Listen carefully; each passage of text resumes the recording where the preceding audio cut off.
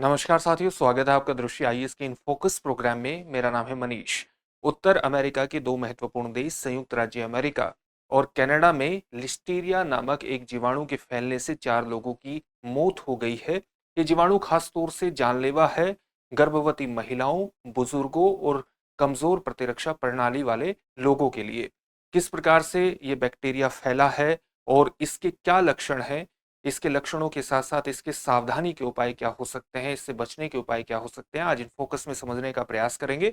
सबसे पहले देखते हैं कि इस टॉपिक के अंतर्गत हम किन पक्षों पर बात करने वाले हैं। सबसे पहले उस खबर को विस्तार से जानेंगे जिसके कारण ये पूरा टॉपिक चर्चा में है। इसके बाद देखेंगे कि लिस्टीरिया नामक जो ये जीवाणु है, जो ये बैक्टीरिया ये है क्या, किस तरह से इससे संक्रमण होता है, उसके लक्षण क्या है। इन लक्षणों को जानने के बाद इसके उपचार और सावधानी के उपायों पर बात करेंगे और अंत में आपके लिए एक अभ्यास प्रश्न होगा जिसका उत्तर आपको कमेंट बॉक्स में कमेंट करके देना होगा।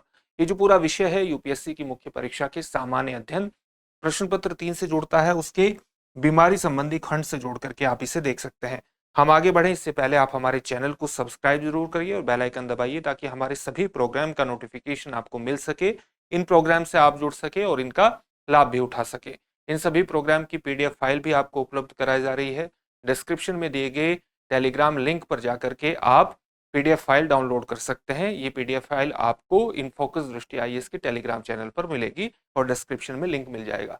तो सबसे पहले खबर को विस्तार से जानने का प्रयास करते हैं और खबर यह है कि हाल ही में उत्तरी अमेरिकी महाद्वीप के दो महत्वपूर्ण देश संयुक्त राज्य अमेरिका और कनाडा में एक वायरस जिसको लिस्टीरिया या लिस्टीरिया मोनोसाइटोजिनीज के नाम से जानते हैं, इसके दो अलग अलग प्रकोपों की सूचना मिली है। दो अलग प्रकोप की क्या मतलब हुआ? संयुक्त राज्य अमेरिका में और साथ ही कनाडा में। संयुक्त राज्य अमेरिका में ये प्रकोप सामान्यतः अधपके मीट से जुड़ा हुआ है और वहीं अगर हम कनाडा की बात करें तो कनाडा में ये पादप आधारित प्रशीतित पेय पदार्थों से जुड़ा है, उनके संदूषण से जुड़े हैं, उनके कॉन्टेमिनेशन से जुड़ा है। तो पादप आधारित यानी प्लांट बेस्ड जो आपके ठंडे पेय पदार्थ हैं, बेवरेजेस हैं, उनसे जुड़ा हुआ है। इसके परिणाम स्वरूप अमेरिका में 2 लोगों की मौत हो गई है, 28 व्यक्ति अस्पताल में भर्ती हैं और 12 राज्यों में, अमेरिका के 50 राज्यों में से 12 राज्यों में फैल गया है। उसी तरह से कनाडा सरकार द्वारा 27 जुलाई को जो सार्वजनिक स्वास्थ्य नोटिस जारी किया गया है उसके अनुसार भी 12 मामले इसके कनाडा में सामने आए हैं और 2 लोगों की इसके कारण मौत हो गई है। अभी तक की जानकारी के प्राप्त इस जानकारी के अनुसार अब तक 4 लोगों की मौत हो चुकी है। और क्योंकि अमेरिका संयुक्त राज्य अमेरिका के 12 राज्यों में फैला हुआ है तो एक संभावना ये भी बताई जा रही है कि जो आंकड़ा इस जीवाणु के कारण, इस बैक्टीरिया के कारण हमारे सामने आ रहा है, इसके प्रभाव का जो आंकड़ा हमारे सामने आ रहा है वो वस्तुतः बहुत छोटा है। इससे बहुत अधिक संख्या में लोग प्रभावित हो सकते हैं और एक कारण कम संख्या का ये भी है कि ये बैक्टीरिया 2 महीने तक आपके आपके शरीर में बना रह सकता है और उसके 2 महीने बाद ही इसके लक्षण, ऐसा हो सकता है कि 2 महीने बाद ही लक्षण प्रकट हो। तो आपको वस्तुतः पता नहीं लग पाता है कि किस वजह से ये जीवाणु आपके शरीर में प्रवेश कर गया है, लेकिन सामान्यतः इसका जो रीजन होता है वो है संदूषित खाना। इस पर हम बात करेंगे विस्तार से और सबसे पहले देखते हैं कि लिस्टीरिया बैक्टीरिया होता क्या है। लिस्टीरिया बैक्टीरिया को लिस्टीरिया मोनोसाइटोजिनीज के नाम से भी जाना जाता है। एक प्रकार का जीवाणु है, मिट्टी, वनस्पति, पानी, सीवेज और यहाँ तक कि जानवरों और मनुष्यों के मल में भी ये पाया जाता है। कुछ खाद्य पदार्थों में अन्य की तुलना में लिस्टीरिया होने की संभावना अधिक होती है। किस तरह के खाद्य पदार्थों में होती है? जैसे दूध, कच्चे अंकुरित अनाज में, इसी तरह से जो अधपका आपका मांस होता है उसमें, हॉट डॉग में, सॉफ्ट चीज में, स्मोक्ड जो समुद्री भोजन होता है उसमें इसकी संभावना ज्यादा होती है। भोजन को ये दूषित कर सकता है, आपके ये बैक्टीरिया आपके भोजन को दूषित करने की क्षमता रखता है और उससे एक संक्रमण हो सकता है जिसको हम लिस्टीरियोसिस के नाम से जानते हैं। ये एक प्रकार का गंभीर संक्रमण है जो विशेष रूप से कुछ वल्नरेबल ग्रुप्स को, कुछ सुभेद्य वर्गों को खास तौर से हानि पहुंचाता है। किन किन को? गर्भवती महिलाओं को, बुजुर्गों को और ऐसे लोगों को जिनकी प्रतिरक्षा प्रणाली यानी रोग प्रतिरोधक क्षमता, रोगों से लड़ने की क्षमता कमजोर होती है। ऐसे लोगों के लिए खतरनाक होता है और इनकी मौत का भी कारण बनता है। इसलिए इसको दूर करना और इससे बचाव के उपाय करना बेहद जरूरी होता है।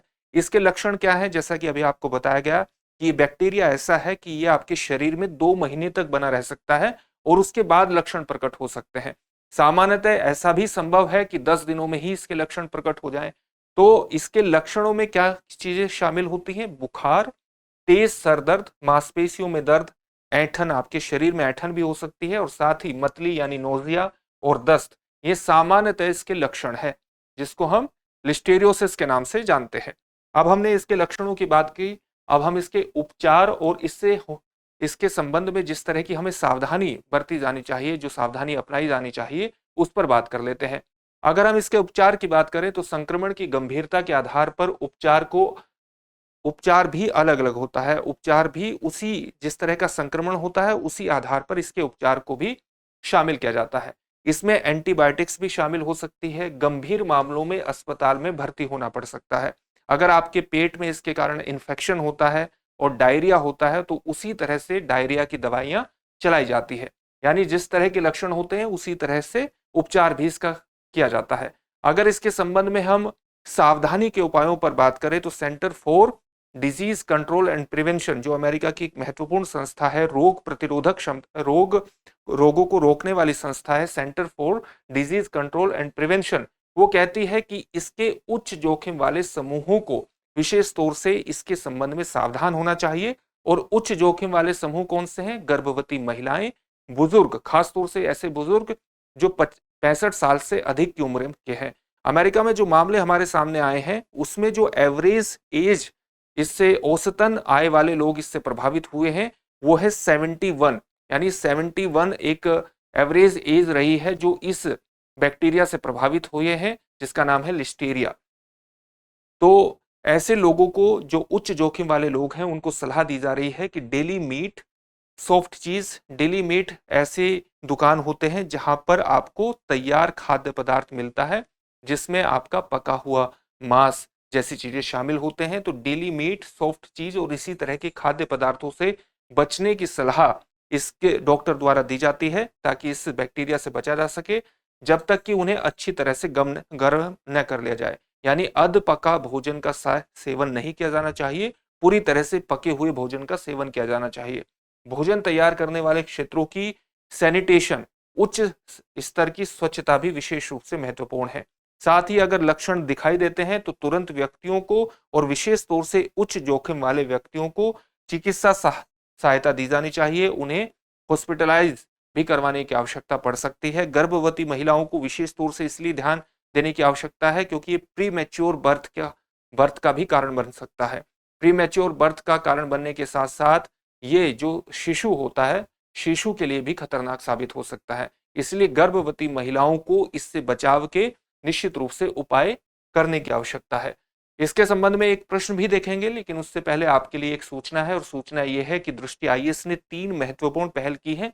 कौन कौन सी पहल है? Environment this week, polity this week और इकोनॉमी दिस वीक। इन तीनों प्रोग्राम्स में हम पिछले एक सप्ताह में जो भी घटनाएं खबरों में रही हैं उन खबरों के स्टैटिक पोर्शन पर आपसे चर्चा कर रहे हैं। आप जानते हैं कि हाल ही में चाहे यूपीएससी की परीक्षा हो और चाहे पब्लिक सर्विस कमीशन की परीक्षा हो, उनमें हाल फिलहाल में जो घटनाएं लगातार चर्चा में रही है उनके स्टैटिक पोर्शन से प्रश्न पूछे जा रहे हैं। और इसी को ध्यान में रखते हुए, आपकी इसी मांग को ध्यान में रखते हुए हमने 3 प्रोग्राम की शुरुआत की है। एनवायरमेंट दिस वीक प्रोग्राम शुक्रवार शाम को 7 बजे आ रहा है। पॉलिटी दिस वीक प्रोग्राम शनिवार शाम को 7 बजे आ रहा है और उसी तरह से इकोनॉमी दिस वीक प्रोग्राम रविवार शाम को 7 बजे आ रहा है। तो इन प्रोग्राम से जुड़िए और अपनी तैयारी को और बेहतर करिए, दुरुस्त करिए और अपनी परीक्षा को क्वालिफाई करिए। अंत में आपके लिए एक प्रश्न भी है। प्रश्न क्या है? निम्नलिखित में से कौन सा समूह लिस्टेरियोसिस के प्रति सबसे अधिक संवेदनशील है? लिस्टेरियोसिस संक्रमण जो कि लिस्टेरिया नामक बैक्टीरिया के कारण होता है। आपके ऑप्शंस क्या हैं? ऑप्शन ए 25 से 40 वर्ष की आयु के वयस्क, ऑप्शन बी गर्भवती महिलाएं, ऑप्शन सी एथलीट और शारीरिक रूप से सक्रिय व्यक्ति, ऑप्शन डी उपरोक्त में से कोई नहीं। इस प्रश्न का उत्तर आप हमें कमेंट बॉक्स में कमेंट करके जरूर दीजिए। फिर से एक नए सेशन में आपसे मुलाकात होगी। धन्यवाद।